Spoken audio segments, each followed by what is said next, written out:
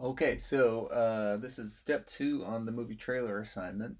You should have already imported your trailer from the last step. The first thing we're going to do in this step is we're going to create some new tracks. So first of all, I want to take this original audio track and I'm just going to drag and drop it up to the top. I like that one to be kind of the first thing I see because this is what I got to design around. And then I want you to create 6 audio tracks total. So I've still got 2 left over. Hopefully you do too from when you first created your session. So we really just need to create 4 more audio tracks. There's a shortcut for that, but I'll show you the long way. So create, insert audio track. You can see the shortcuts listed right there. Command T. So you can do that 4 times, or you can just push Command T 4 times. Either way, your end goal should be that you have 6 audio tracks. So total, it'll go up to 7 because our first one is kind of the original one. I want you to have 6 additional ones. And then if you look on the rubric, I want you to name these: Music 1, Music 2, Sound Design 1 and 2, and Sound Effects 1 and 2. And this is just going to help you when you're starting to organize things. And you may decide that you actually want even more tracks than that as you get going. Um, it's not uncommon for you to have, more than 2 sound effects going at the same time. So if you feel like you need more tracks, feel free to add more. But this is just kind of a good bare minimum place to start. So remember to rename a track.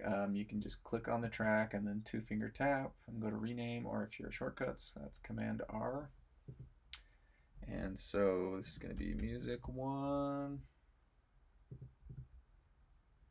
Music 2,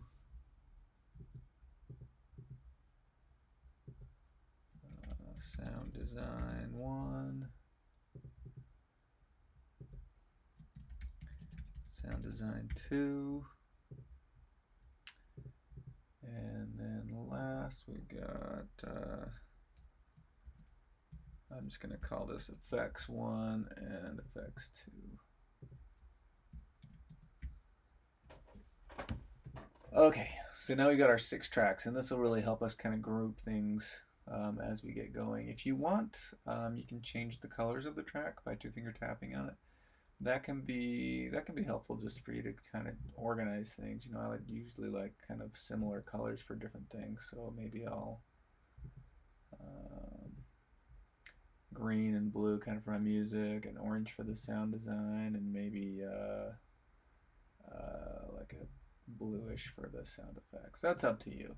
For me, that just kind of helps keep track of what's where and what role these things are playing. So your next step, I really mostly want you on this screen because I don't want you right now at least worrying about where these sound effects are going to actually go in the timeline just yet. I think it's really useful to just gather a bunch of sounds first of all and not really worry about exactly where they're going to fit in just yet. You should watch through your trailer and just decide, what sounds are important, which ones do you need, right? If you if you watch this, like at the very beginning of this one, for instance, there is he's pulling out this box, right? Like, do I need a sliding sound and an opening sound there? He's like picking up papers and opening a book. Like, do I need those sounds in the trailer? Um, you can really spend a lot of time getting all these little teeny details in place. But if you looked at the original trailer, um, and as I mentioned in the text earlier, a lot of that kind of incidental stuff that is important in the movie, when you're watching the movie, that really brings a sense of realism if you have all of that. You need to hear all the motion that's going on. But in the trailers, a lot of times that kind of sound effects is, if it is in there, it's kind of mixed low in the mix and it's kind of in the background.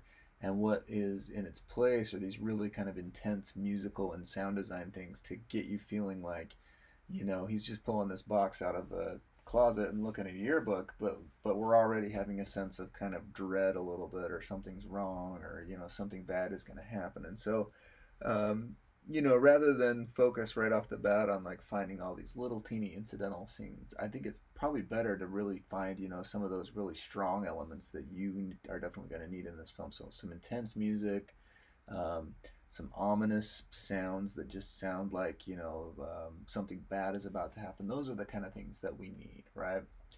Um, But by all means, as you're kind of searching through things, you might come across like page flipping or something like that, and in that case, you may want to be just kind of grabbing some of these sounds and dropping them into a list here so that you can find them quickly later. So, for instance, I was searching through this sound effects library here, and I found this female breath. Whoops, I'll go ahead.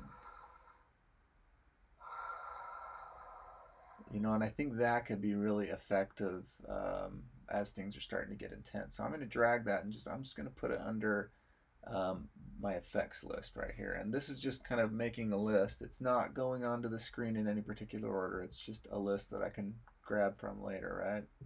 So I'm going to go through. Let me just show you a couple of really good spots to look for different sounds. Of course, there's the sound effects library here on the side, and if you go through this, there's so many good things. I mean, there's screaming, that could be useful later. Um, Even things like the phone ringing, like those kind of things. Even though you don't see a phone on the screen, like just to have that, it's kind of this dreadful feeling, like when the phone's ringing and no one's answering. It's like, what's wrong, right?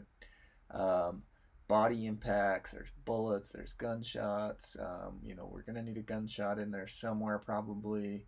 Um, all sorts of stuff. Excuse me. Um, and then there's, even kind of more abstract elements like this ethereal accents there. You'll find some other kind of sound design elements in here: footsteps, impact steps, tons and tons of stuff. An old telephone ringing, that's kind of cool. And additionally, you can search for specific things like if you wanted to look for like impact, any impact sound, then that would be that. Um, we've got bullets and bodies and arrows and alien impacts and all sorts of different things that way, right? So that's that folder, and like I say, just as you find anything that you might think like that could be useful, just grab it and drop it in your list. You can always delete this list later, but each one of these tracks can hold 8 ideas in it. And golly, you might even be able to get more than 8.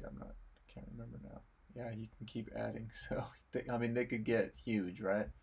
Um, so just like I say, as you're going, just start making these bigger and longer as we go. The other place that you're going to want to look for different sounds is in the samples list and also the clips list. Let me kind of tell you the difference between these.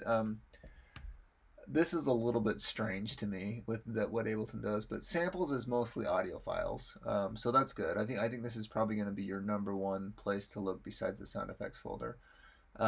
Anything that's in a .aif format is an actual audio file, so you could drag and drop that into any one of these tracks and it will save it.